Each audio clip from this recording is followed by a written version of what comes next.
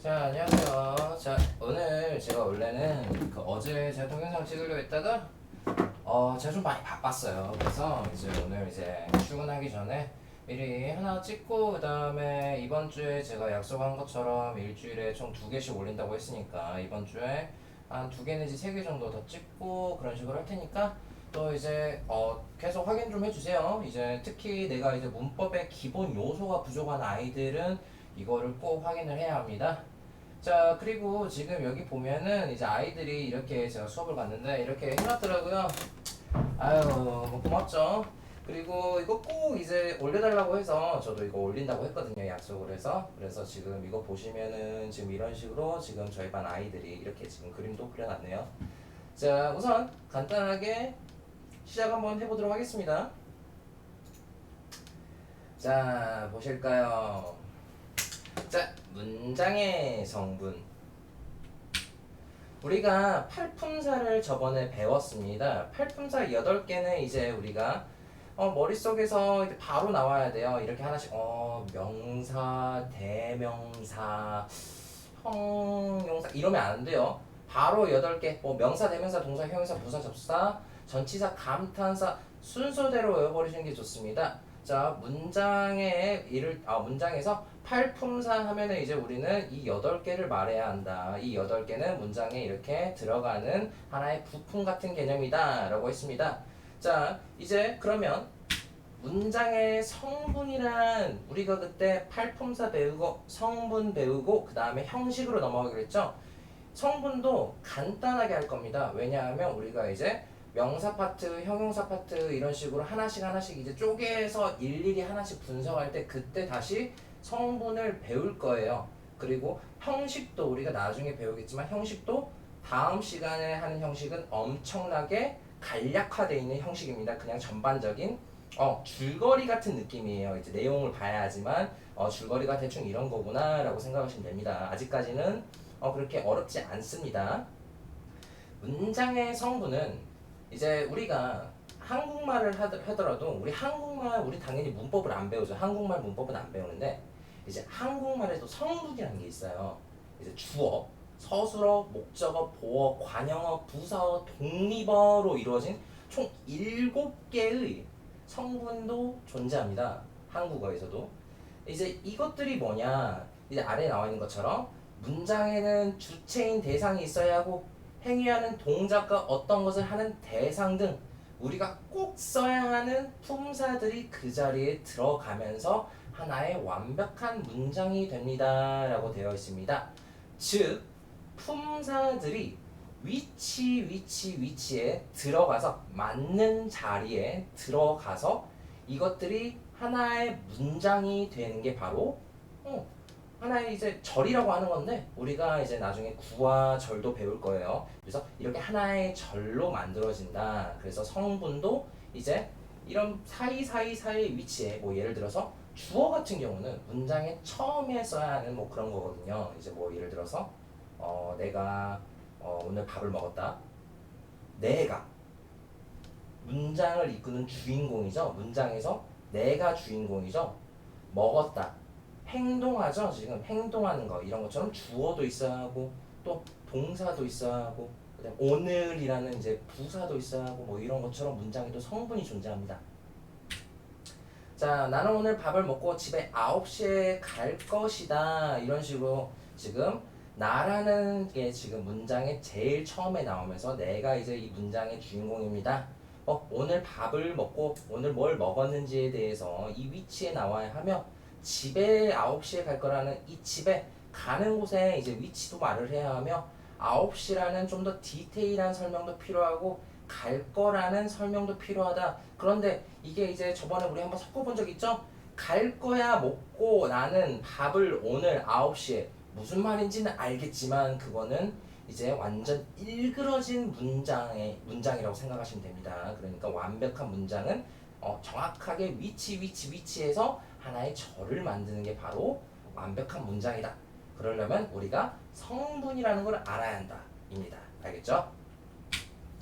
영어에 이제 한국의 성분은 이제 이렇게 7개가 있다 했잖아요. 오히려 영어는 많이 없어요. 영어는 총 5개가 있습니다.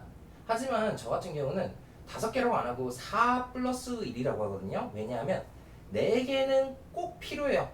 그런데 1개는 들어가도 되고 안 들어가도 되거든요. 좀 더 디테일한 약간 그런 걸 설명하는 약간 그런 요소라서 4 플러스 1이라고 하는 겁니다. 저는. 근데 5개라고 해도 되고 아니면은 뭐 4 플러스 1이라고 저처럼 해도 됩니다. 자, 영어의 성분은 주어, 동사, 목적어, 보어 또는 수식어가 있습니다. 여기 플러스 있죠? 플러스 수식어가 바로 플러스 1입니다. 자, 문장의 주인공과 행동하는 게 내가 뭘 한다 이런 것처럼 주어 동사는 문장의 필수 성분들입니다. 이런 것처럼 필수적인 게 있고 목적어와 보어도 이제 주어와 동사로 끝낼 수 없을 때 문장에 좀 뭔가 더 필요하다라고 했을 때 어떤 거는 꼭 보어가 들어가야 하며 어떤 거는 꼭 목적어가 들어가야 하고 어쩔 때는 목적어 보어 다 들어가야 하는 이런 상황도 생기거든요. 그래서 여기 아래에 지금 보이는 것처럼 참고로 5개의 성분은 꼭 하나의 문장에 들어갈 필요가 없습니다 라고 하는 거는 선생님이 아까는 어쩔 때는 보어 어쩔 때는 목적어 내가 선생님이다 하면은 나랑 선생님은 동일한 대상이니까 결국은 보어고 내가 누구를 좋아한다라고 했을 때 누구라는 대상은 내가 아니니까 결국은 대상, 목적인 좋아하는 목적인 대상이죠. 그러니까 목적어가 들어가고 이런 식으로 들어가야 할 필수 성분들이 있습니다. 그렇지만 주어와 동사는 절을 만들 때는 꼭 필요하다. 얘 2명은 꼭 필수고 나머지 애들은 적절하게 넣어주면 된다 이겁니다. 자, 그러면 주어부터 시작합니다. 자, 주어는 subject의 약자로 우리가 이제부터 s라고 합니다. s 하면은 바로 주어라고 하면 이제 우리가 이해하면 돼요. 주어는 이제 대부분 이제 우리가 팔품사를 배웠을 때 명사, 대명사가 주어입니다. 이제 주어는 내가 대신 신이라는 이름을 내가라는 것처럼 대신 명사를 해줬죠. 그러니까 대명사. 그리고 신이가라고 했을 때죠. 그럼 명사. 그리고 우리가 나중에 이제 팔품사 중에 접속사라는 게 있는데요. 접속사도 주어 자리에 들어갈 수 있거든요. 그렇지만 접속사는 이제 너무 형용사로도 쓰이고 부사로도 쓰이고 명사로도 쓰이고 해서 정확하게는 지금 주어 자리에 명사와 대명사만 지금 해놓은 겁니다.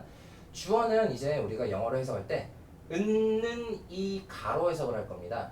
신이는 신이 가 이런 식으로 주어가 이런 식으로 해석하기 때문에 s는 s은 se s가라고 해석을 하면 좋습니다. 자, 이제 읽어봅시다. 문장의 주인공 주체라고 하죠. 문장에서 동사 행위하는 주인공입니다. 모든 글과 말에는 문장의 주체인 주어가 꼭 들어가 있어야 돼요. 주어가 없으면 정확하게 문장에 뭐가 동사 행위하는 게 정확하게 나와져 있지 않죠? 완전한 문장을 이루기 위해서는 꼭 주어가 필요하다는 거 잊지 마세요. 자, 여기서 이제 예를 들어보면 우리 쉬운 걸로 갑시다. I'm a boy 이랬을 경우에 인게 누군데? 나죠. 그렇기 때문에 내가 바로 주어다라고 할 수 있겠죠. 자, 여기 선생님이 이거 스킵했는데 뭐 나는 너는 철수가 이런 식으로 이렇게 간다는 거. 그리고 이제 우리가 주어는 s라고 한다고 우리가 했었죠. 그렇기 때문에 주어는 이제 s라고 표시를 하면 됩니다. 자, 주어는 해석할 때 꼭 있는 이가로 해석이 됩니다. 아까 말했던 겁니다. 자, 간단하게 한번 보시고 그 다음에 넘어가겠습니다. 동사입니다.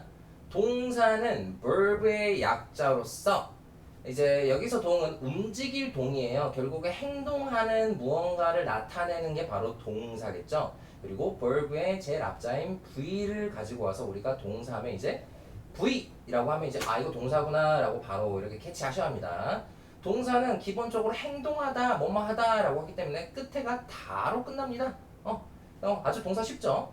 자, 동사는 기본적으로 주체인 주어가 무슨 행동이나 또는 무슨 상태인지를 설명하는 거예요. 행동을 하는지 설명 또는 주어가 어떤 상태인지를 설명하는 거죠. 자, 나는 밥을 뭐 비동사 근데 우리가 동사가 진짜 종류가 많아요. 뭐 일반 동사, 동사만 이제 봤을 때 뭐 동사가 여러 가지가 있지만 동사란 이름이 정말 많거든요. 일반 동사, 비동사, 자동사, 타동사, 수요동사, 지각동사, 감각동사 뭐 이런 종류 엄청 많은데 너무 걱정하지 않게 주어는 크게 비동사와 일반 동사로 나눠지면서 비동사는 정말 쉽고요. 일반 동사에서 이렇게 이제 뭐 자동사, 타동사, 자동사, 타동사는 결국 목적어 있냐 없냐 유무, 그리고 수요 동사는 결국 타동사인데 뭐뭐에게 뭐뭐를 이런 식으로 주는 느낌 수요 동사 뭐 이런 것들을 설명을 나중에 할 건데 정말 쉽게 설명하니까 그렇게 막 너무 걱정할 필요 없습니다. 자, 나는 밥을 먹는다. 여기에서 먹는다가 바로 동사죠. 우린 집을 간다. 간다가 동사네요. 나는 철수를 사랑한다. 사랑한다. love, love 사랑한다가 바로 동사네요. 뭐 이런 식으로 너무 쉬우니까 동사는 우리가 한국말로 하는 거랑 영어로 하는 거랑 막 그렇게 어렵지 않아요. 동사는 기본적으로. 그런데 나중에 동사의 형태, 나중에 이제 품사 다시 공부할 때 형태 이제 어쩔 때는 3인칭 단수일 때 뭐 동사에 es 붙인다 뭐 이런 거 설명을 할 건데 외워야 할 게 좀 있습니다. 동사는. 근데 동사는 해석 자체는 그냥 행위나 또는 상태 같은 거를 설명하는 게 바로 동사다라고 생각하면 됩니다. 자, 주어 동사는 문장에 꼭 필요한 성분이다. 완벽한 절을 만들기 위해서는. 자, 주어 플러스 동사가 있을 때 우리는 이것을 절이라고 합니다. 자, 나중에 구도 설명할 건데 절은 주어 플러스 동사가 있어야지만 절이라고 한다는 거 꼭 알아두세요. 자, 이제 구랑 절 잠깐 보고 갈게요. 구 이제 절 하기 전에 한번 이거 문제 봅시다. 다음 문장에서 절은 무엇인가요? 자, 우리가 아까 앞에서 동사 공부할 때 절 뭐라고 했죠? 주어 플러스 동사가 있어야지 이게 절이다라고 했죠? 여기서 주어와 동사가 있는 게 과연 뭘까요? 자, 1번, 2번, 3번, 4번. 쉽죠? 1번이네요. 1번. She is 주어 그녀가 주어 is입니다. 상태를 설명하는 거죠. My friend 내 친구라는 상태를 설명하는 거예요. 지금 비동사입니다. 비동사 나중에 우리가 배우겠지만 비동사 주어 동사가 있는 문장이 바로 1번이네요. 나머지는 지금 my friend 명사밖에 없죠. friend 명사네요. she 이거는 또 명사죠. 이건 나중에 우리가 배우겠지만 she라는 것은 또 이제 대명사로서 이제 뭐 우리가 격이 나눠지는데 she, hers 뭐 이런 식으로 나눠지는 것도 나중에 배울 겁니다. 우선 간단하게 구와 절만 본다면 1번은 구. 주어 동사가 없으면 1번은 절. 주어 동사가 없으면 나머지는 구라고 생각하시면 됩니다. 주어 동사가 없으면 정확하게 말하면 동사가 없으면 절이라고 동사가 없으면 구라고 생각하면 됩니다. 자, 그럼 구는 2번, 3번, 4번이겠죠? 그리고 1번이 절이네요. 이제 구와 절 정확하게 알 수 있겠죠? 동사가 있어야 돼요. 그래야지 우리가 절이라고 합니다. 동사가 없으면 구입니다. 자, 그 다음에 이제 목적어 해봅시다. 목적어는 오브젝트의 약자입니다. 그래서 오라고 우리가 할 겁니다. 오 그리고 을이라고 끝나는 게 바로 목적어입니다. 철수를 뭐를 뭐 이런 식으로 을로 끝나요. 나는 사랑합니다. 누구를 이런 식으로. 자, 목적어도 결국은 대상이죠. 그렇기 때문에 이름, 명사 또는 대신할 이름, 대명사가 목적어 자리에 들어갑니다. 물론 이 자리에도 접속사 절 나중에 명사절 배우면은 그 명사들도 들어갈 수 있다는 거. 자, I love 나는 좋아한다 라고 해석을 했어요. 근데 뒤에 뭔가 부족하죠? 누구를 좋아하는데 이렇게 궁금할 겁니다. 그랬을 때 뭐를 누구를 좋아합니다 라고 이제 을로 끝날 경우에 우리는 목적어가 필요하구나 라고 간단하게 생각하면 됩니다. 자, I love you 하면은 결국 너라는 게 너를 좋아한다죠? 목적어네요. you가 바로 목적어, I는 주어, love는 동사. 이렇게 우리가 이제 하나씩 하나씩 이렇게 뜯어서 한 번씩 이렇게 확인을 해봐야 합니다. 목적어는 동사의 영향을 받습니다. 목적어는 동사의 영향을 받습니다. 동사가 받는 대상이 바로 목적어라는 거 꼭 알아두세요. 자, 무슨 말이냐? 지금 우리가 보어를 이제 좀 이따가 공부할 건데 우선 목적어 같은 경우는 주어랑 절대 똑같을 수 없어요. 목적어는 주어랑 절대 똑같을 수 없어요. 나중에 제기대명사를 배울 때 그때는 주어와 똑같을 수 있지만 그냥 대명사나 명사 같은 경우는 절대 주어랑 같을 수 없어요. 나는 너가 아니고 너는 나가 아니고 그렇기 때문에 주어와 목적어는 다른 대상이다 라고 알아주시면 되겠습니다. 나는 너를 좋아한다 을을, 사과를 먹는다 사과를, 과일을 샀다 을을 이런 식으로. 자, 그러면 이제 I make a cake 나는 만들었습니다. 케이크를 만들었습니다 라고 해서 우리가 결국은 케이크이 목적어가 되겠네요. 목적어 이제 넘어가겠습니다. 보어입니다. 보어는 complement의 약자로서 우리가 이제 C라고 하면 우리가 보어라고 생각하면 됩니다. 보어는 C다. 그리고 뭐뭐이다 라고 끝나는 게 바로 보어입니다. 나는 학생입니다. I am a boy 입니다. 이다. 나는 학생이다. 이다 라고 끝나는 겁니다. 자, 보어 자리에는 명사 또는 형용사가 들어옵니다. 이름이나 형용사가 들어갔는데 선생님 형용사는 명사 꾸며주는 거 아니었어요? 근데 보어에 명사랑 형용사 이거 좀 이해가 안 돼요. 이렇게 하는 애들 있죠? 자, 한번 봅시다. I am 이라고 했어요. 그런데 I am 하면 결국 나는 뭐뭐다. 내가 뭔데? 내가 지금 누군데? 내가 지금 뭐 무슨 상태인데? 이렇게 설명이 지금 좀 더 필요하죠? 그럴 때 우리가 설명이 필요할 때 목적어나 보어 이렇게 하나씩 넣어야 한다고 했습니다. 근데 이 자리에서는 지금 나의 I라는 애가 지금 어떤 상태인 거죠? 결국은 I라는 애와 연관되어 있는 애를 넣어야 한다라고 해서 우리가 보어를 넣을 수 있다라고 생각하면 됩니다. 선생님이 아까 목적어는 I랑 U랑 달라요. 그래서 I랑 연관되어 있는 게 U는 아니기 때문에 우리가 목적어를 넣는 겁니다. 여기는 I랑 연관되어 있는 무언가를 넣어야 하기 때문에 보어라고 생각하시면 됩니다. 자, 보어는 명사, 형용사. I'm a boy 했을 때 a boy는 이름이죠. 명사네요. 결국 내가 남자고 나는 남자이다 라고 해석을 하기 때문에 결국은 나는 이꼴 남자라는 동격이 나올 경우에 이름이 나올 경우에 명사입니다. 자, 쉽죠? 동격일 때 동등한 설명이 필요할 때 정정한 설명일 때 명사라고 생각하시면 됩니다. 자, 그런데 I'm I am happy 라고 했을 때 행복한이죠. 그런데 누가 행복한 겁니다.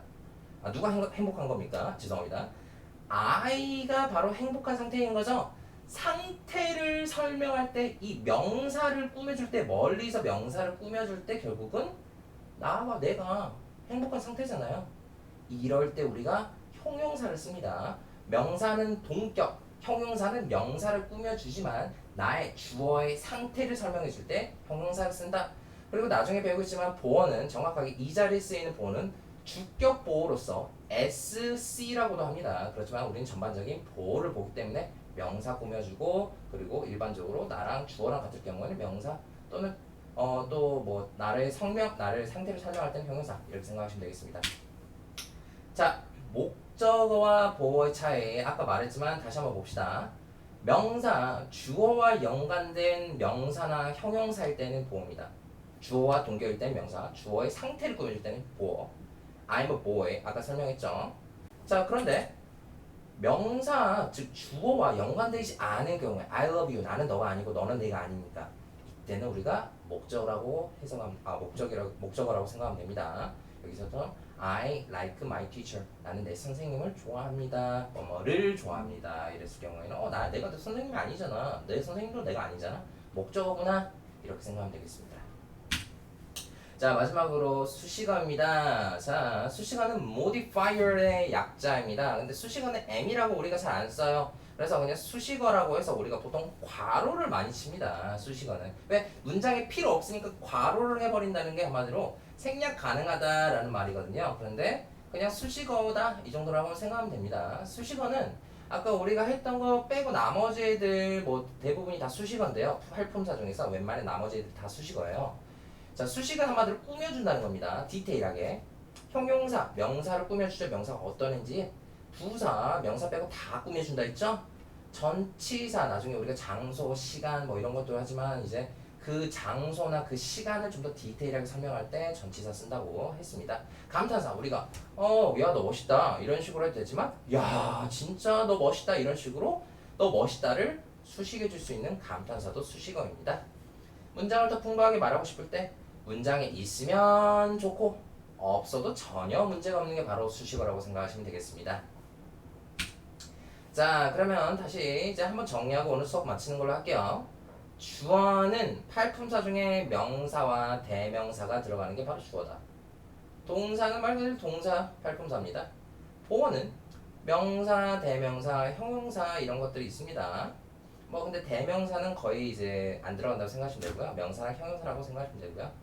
목적어 같은 경우는 명사 또는 대명사가 바로 목적어입니다. 수식어는 형용사, 전치사, 부사, 감탄사 이 정도가 수식어라고 생각하면 됩니다. 접속사는 이제 여기 없어요. 왜냐하면 접속사는 쓰임에 따라서 수식어도 될 수 있거든요. 부사절 또는 형용사절이었을 경우에 명사 꾸며주는 수식어도 될 수 있고 또는 문장 전체 꾸며주는 부사절도 될 수 있어요. 그런데 명사절로도 쓰일 수 있거든요. 접속사는 만약에 우리가 나중에 등위 접속사, 종속 접속사 나누는데 종속 접속사가 상당히 좀 약간 많아요. 좀 그래서 이제 목적어도 될 수 있고 막 이렇기 때문에 이제 여기에는 안 들어가 있지만 접속사도 이제 이런 자리 주어나 또는 보어나 목적어나 수식어에 다 들어갈 수 있다라고 우리가 생각해 두시면 되겠습니다. 자, 그럼 오늘 수업은 여기까지 하는 걸로 하고 그러면 다음 시간에는 문장의 형식 또는 형태 1형태부터 5형태까지 배우는 걸로 하겠습니다. 그러면 여러분 안녕히 계세요. 바이바이.